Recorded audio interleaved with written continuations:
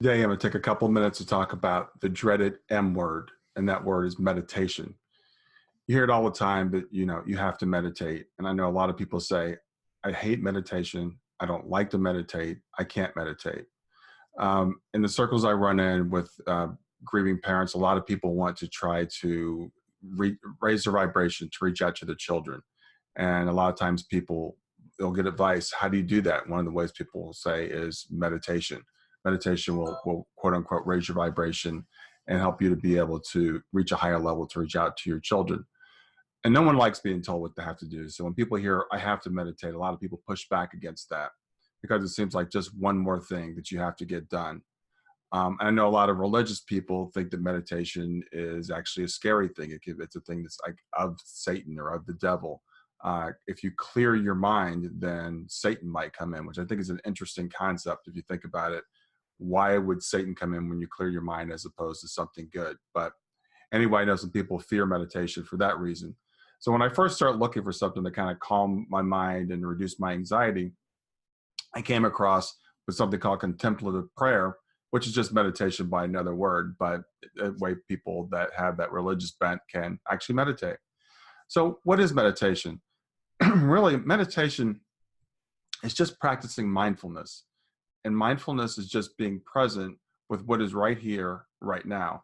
A lot of times our thoughts are either racing ahead as the things that we have to get done or worrying about the future, or we're stuck in the past. We're thinking about something that happened that we regret. And a lot of times we don't take the time to just be where we are at the moment. So why is it important to be mindful? Well, most of us go through our day with our thoughts just chattering away in our head, just kind of running on a loop. And we're unaware of the fact that we have no control over what's going on with our thoughts. And this constant internal dialogue is nonstop, and it rarely even slows down. And what happens is we come to identify with this voice that's in our head, and we become unable to separate our thoughts from who we are.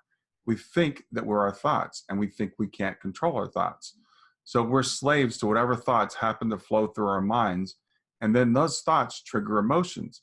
So since we can't trigger our thoughts, we can't trigger our emotions, and we are on an emotional roller coaster up and down in situations that we may not choose to be in. And this leaves us feeling like we have no choice in our emotions or in our thoughts. We have no choice not only in our thoughts, but how we react to things. So what happens is a thought comes into our head, and then we react to that thought. So meditation, what it does, it gives us the ability to choose how we think and how we react or how we respond. Now, there are many ways to meditate. When people say they can't meditate, that they've tried to meditate and failed, I always just say you haven't found the way that works for you. There are, like I said, there's an infinite number or a lot of ways to meditate. You don't have to sit in silence on a cushion on the floor with your legs crossed. Now, I happen to do that. I like doing that. I've got a nice cushion. I've got an altar set up in my room, which is just a little place where I have things that are important to me that remind me of mindfulness. I burn incense or I light a candle when I meditate, but that's what I choose to do. Now, some people think meditation means you have to sit in silence and try to stop your thoughts. I very rarely actually sit in silence. That's not something that really works for me. I can do it. I have done it, but I choose to do other things. I use an app called Insight Timer, which is an app that's on my phone. And there are thousands, literally, of meditations on the app. There are, you can use the app just to sit in silence and use it as a timer. You can choose to listen to meditations on the app, guided meditations, for example, where someone will walk you through a meditation. You can listen to ambient sounds like the ocean or birds or wind chimes. Or you can choose to listen to music, whatever you really want to choose to listen to. And then as I said, I use the app to time my meditations and also to keep track of the meditations that I do. So there are guided meditations that will help you focus, for example, on negative emotions, how to eliminate negative emotions. There are guided meditations that will help you just focus on simple mindfulness. So you might choose something to meditate on, like an object that you'll look at, or you'll choose to feel your body, and the meditations will walk you through, like, what are you feeling in your feet right now, and then your ankles and your hips, and you'll go up through the body. And these are just different techniques of practicing being in the moment and practicing controlling your thoughts and your mind. So the first goal of meditation is to identify our thoughts to know when we're having a thought, to recognize we're having a thought, to catch ourselves having a thought and kind of think of where did this thought come from? And is it a thought that I want to have? So we examine those thoughts and we start to finally figure out, once we start doing this, that we can actually choose the thoughts. We can take a thought if we're in meditation. Again, you can't really stop your thoughts when you're in meditation, but you notice the thought. And you'll notice that your mind will start to chase that thought, and thoughts will start to compile on each other. And then you'll come back to whatever the object is of your meditation, breaking that chain. And that simple practice, that back and forth, is what we want to accomplish in meditation. The ability to recognize our thoughts, to slow them down, and to learn to choose them. So once we've done that, once we've learned to slow our thoughts down and we learn to choose our thoughts, we actually find that we can have some control over our emotions, because thoughts lead to emotions. An example, an exercise I like to give to people is sit right now and think about something tragic that happened in your life or something bad that happened in your life. And maybe not the worst things that might really trigger you right now, but like, for example, if you were fired from a job or something really disappointing happened to you.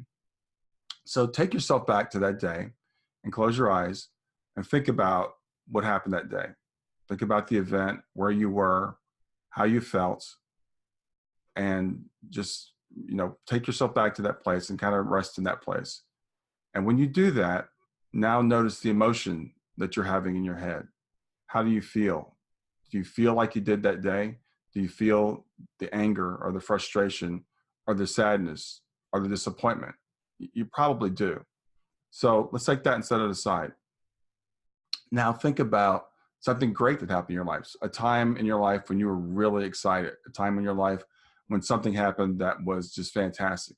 Let's take ourselves to that day and close your eyes and think about that day and that time and think about how you felt, who was with you, what were the expressions on their face, what was the expression on your face, and what's going on now with your emotions. How do you feel?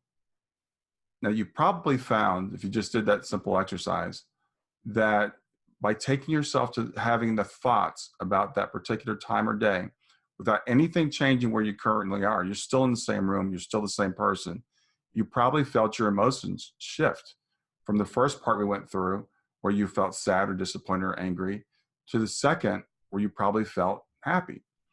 And that is an example of how, if we can slow our thoughts down and choose what we focus on, we can actually start to have some control over our emotions, which is something that we all want to do.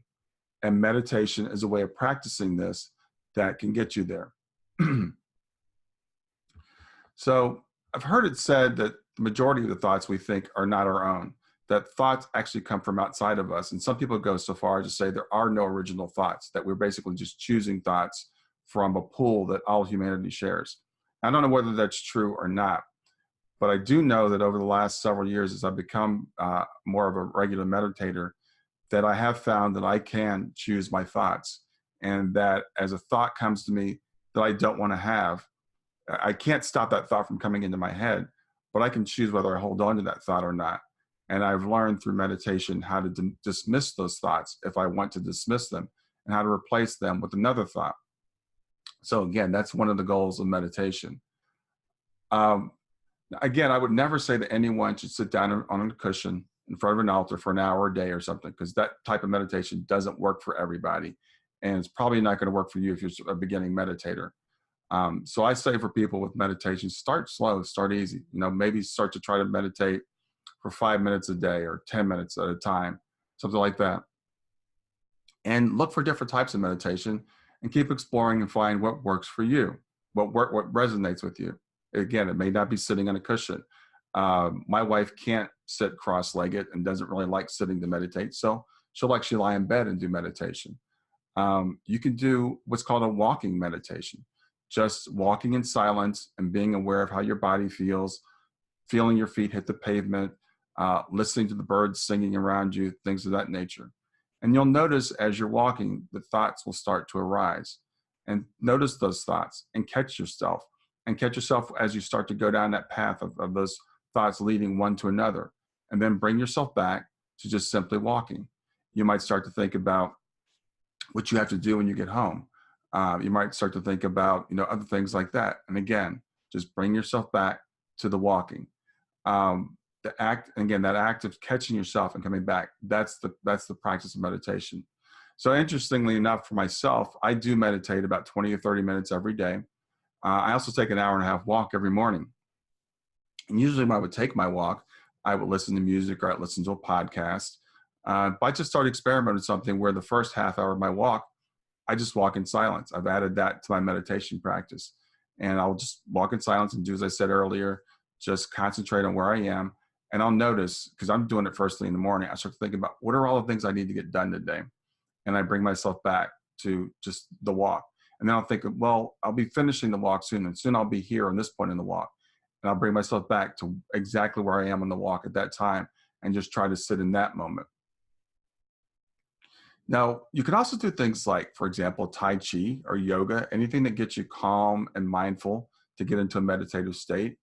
You could even practice mindfulness when you're doing something like as simple as like doing the dishes. So while you're doing the dishes, think about, what does the water feel like on your hands? What is the feel of the towel right up against the plate as you're doing the dishes? What's going on? How do your feet feel on the floor in the kitchen? Just bring yourself into that moment. And again, do that mindfulness, that back and forth with the thoughts and catching the thoughts and coming back to what you're concentrating on. So as far as meditation practice, I said, started off slowly. I think it's important for myself. I started off 5 to 10 minutes at a time. I couldn't do much more than that without, just kind of feeling really antsy. I worked myself up. I had a timer that I would go off every 5 minutes. It would like chime. So I could tell where I was in that 20-minute meditation. So I didn't feel like I was just kind of drifting in the middle of nowhere with, no time or space or whatever. And eventually I stopped that interval timer. And now I meditate for 25, 30 minutes at a time. And I started taking a challenge a couple of years ago using the Insight Timer app. And I started this in beginning of 2017. And the challenge was to meditate every day for 365 days. And it was a group thing. So I'm a competitive person. So I got really motivated to do this. And I did it. 2017, I meditated every day. When 2018 rolled around, I said, why stop? By this time, the meditation had become not a chore to me and not even a challenge, but something that I wanted to do, something I look forward to doing. So I went through all 2018 and meditated every day. As of the time I'm recording this, I've been meditating for 923 days in a row. And I know that because of the app that I have. And again, I look forward to my meditation time. It's an integral part of my day. I say, like, just like I wouldn't skip a day of brushing my teeth, I don't skip a day of my meditation. Now, again, I think one of the reasons why people don't like to meditate is they feel like, I don't know how to meditate. I don't know if I'm doing it right. I've heard many people ask some of our experts about helping parents heal, web experts come on and talk to us and say, I don't think I'm meditating right. Am I doing this right? Should I be feeling this, or should I be feeling this? Or should I sit this way? I say you can't do meditation wrong. Do whatever works for you. And don't be afraid to experiment. And don't feel like you have to follow somebody else's path of how they do meditation. I play around with different things. I listen to music sometimes. And in fact, a few weeks ago, I was listening to a Pink Floyd song. It's a 20-minute song on one of their albums. It's called Echoes. And for me, it's a very transcendental kind of piece of music. And it takes me to a place that I feel really good in. So I combine that with a kirtan song. I love kirtan music. There's a woman named Jai Jagdish, and there's a song she has called In Dreams. I put those two songs together, and I created a 30-minute meditation that's just custom for me. When I'm listening to the first part of it, the Pink Floyd part of it, I'm trying to be really present with the music, the instruments, and just the lyrics, and I just really get into that. And then the second part of it, I concentrate on the lyrics of the other song.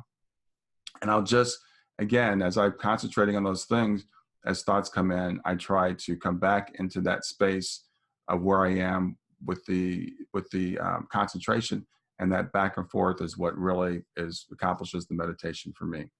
So I hope this maybe made meditation a little bit less intimidating for you, a little bit less mysterious, and maybe something you want to try to play around with. Because I think it really, really can help anyone to learn to be more mindful. Just finding the way that works for you, I think, is maybe the tricky part. Thanks a lot. Have a great day.